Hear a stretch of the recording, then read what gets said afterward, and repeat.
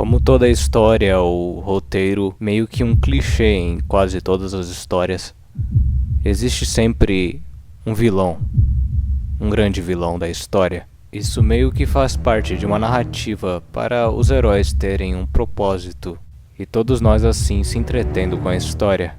E apenas alguns anos atrás, a história de League of Legends começou a trabalhar neste ponto, o ponto crucial para que todos os seus heróis se encaixassem em um propósito só, em seu grande vilão. Um personagem que não foi apresentado nas lores, nem qualquer outra coisa do tipo. Não diretamente. Nas geleiras de Freljord estão presos os Observadores. Os Observadores são seres que chegaram em Runeterra há muito tempo atrás, transformando os Pregáceos, que são na raça da Lissandra, em Glacinatas. As outras duas irmãs de Lissandra, Avarosa e Serilda, lutaram contra os Observadores, porque a única coisa que os Observadores queriam em troca do poder que eles davam era adoração. E Serilda e Avarosa cansaram disso. As irmãs pediram a Ornn para criar um buraco tão profundo, mas tão profundo em Runeterra, que seria impossível os Observadores saírem de lá. Mesmo presos, eles conseguem se comunicar com Lissandra e com outros seres, que no caso são os seres do vazio, pois agora na nova lore, o vazio foi criado pelos Observadores. Por isso em que Runeterra, o vazio fica se manifestando de várias formas. Tudo isso é para libertar os Observadores do gelo verdadeiro. A teoria é que o Senhor do Vazio, além de ser do próprio vazio, também é um observador, é o criador dos observadores. Bem, após essa guerra, Lissandra foi controlada para mudar toda a história dali pra frente, para que ninguém em Runeterra saiba da existência dos observadores. Por isso que ela tentou matar o Dir.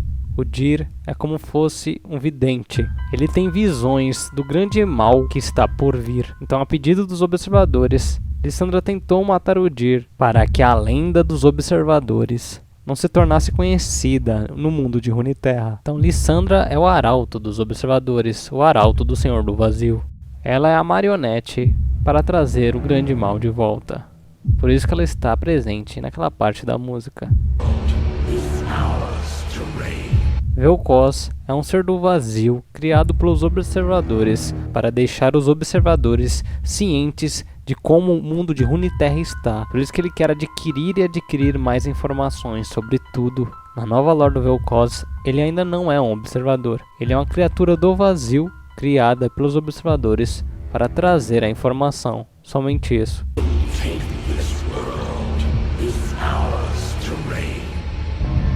Os Darkins.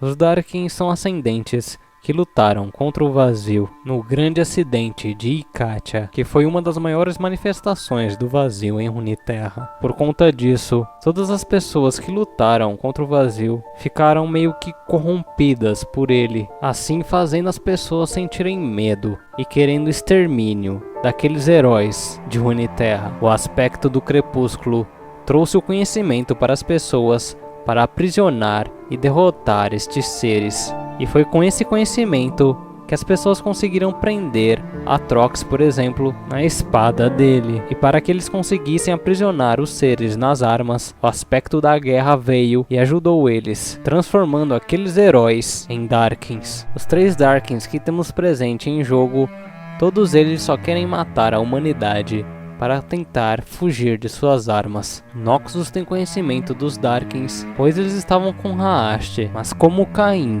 encontrou o Raste, eles não ficaram com Darkin. A teoria é que Noxus de alguma forma tem contato com os observadores ou com o Senhor do Vazio, e de alguma forma eles queriam usar os Darkins. Isso daria um grande motivo para Noxus ficar invadindo Ionia, pois lá é um lugar mágico com pontos mágicos vitais de Runeterra. O interessante é que os minerais que Noxus usa para suas armas e armaduras fica muito próximo da onde estão os observadores. Por que eles destacariam isso no mapa, sendo que as outras nações não existe nenhuma descrição de onde elas tiram o minério? Tanto os Darkins quanto Noxus disseminam a destruição.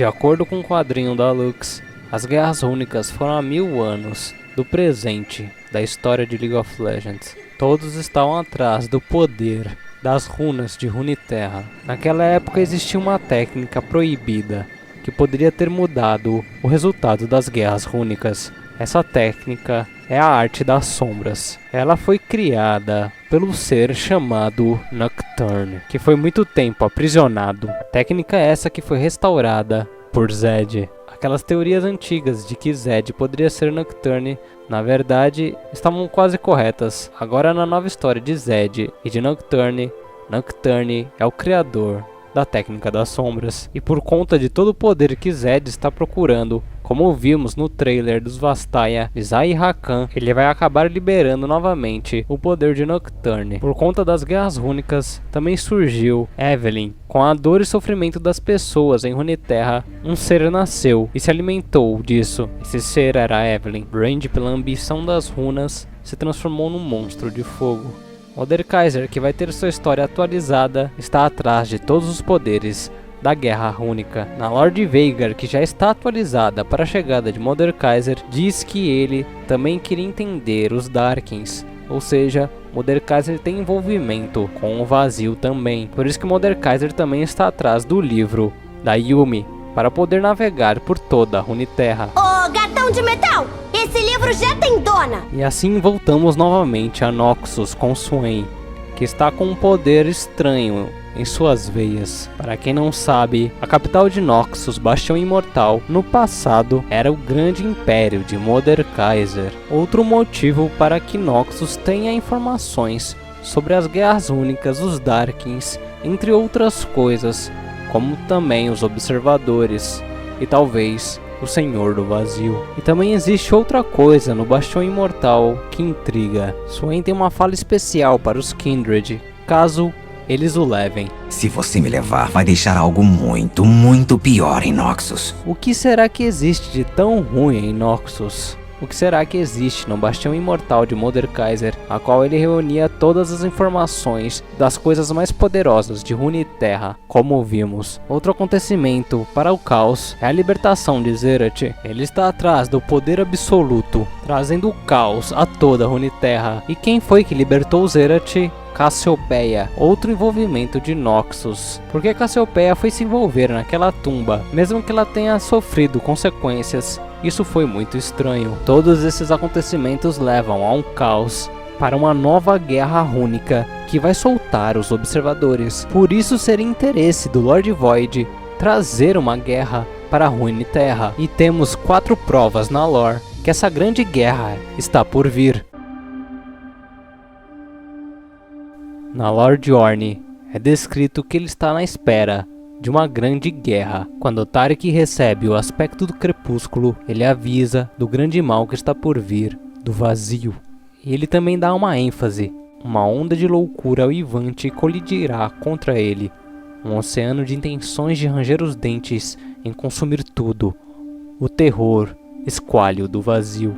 Na história de Nami, a mãe dela conta que os Lunari deram aos Marai, que é a raça da Nami, a pedra lunar que defenderia o reino dos Marai das criaturas do vazio. Em troca, os Marai tinham que dar a pedra abissal para os Lunari, para que os Lunari defendessem Runeterra. Porém, existe um grande problema. Os Lunari, no presente de League of Legends, não existem mais. Eles foram extintos pelo Solari. A única Lunari que existe é a Diana. Então, por conta disso, irá acontecer um grande caos, uma grande guerra, por conta das pedras que não estão nos locais certos para defender Runeterra. E por fim temos a Lorde Pantheon, que diz o seguinte: a última aparição de Pantheon foi muito debatida pelos anciões do Solari, pois sua chegada é tanto uma benção quanto uma maldição, pois normalmente diz que uma época de trevas está para vir.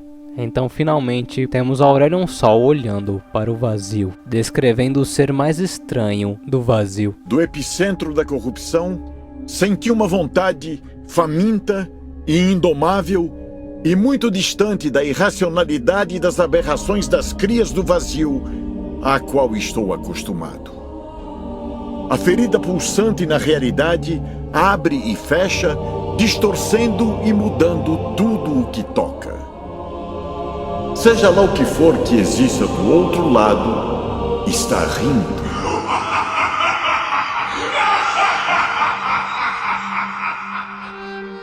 Se eu estou certo ou não, tudo não passa de uma grande teoria.